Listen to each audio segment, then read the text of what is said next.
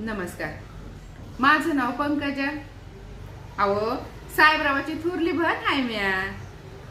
आमच्या साहेबरावाचं करावं तेवढं कौतिक कमीच आहे बघा. अख्खं साखरगाव आमच्या साहेबरावाचं सबूत लय मानतय. आमच्यासाठी तर साहेबरावाचं सबूत म्हणजे अमृत हाय, अमृत. पण साहेबरावाशी ठावं नाही यार, हे अमृत आता लवकरच संपणार आहे. त्यांच्या समद्या मालमत्तेवरती म्या कब्जा करणार आहे. त्यांची त्यांची त्यांची नाही, माझी. म्या थोरली असून बी माझ्या बापानं समधी सूत्र साहेबरावाच्या हातात दिली.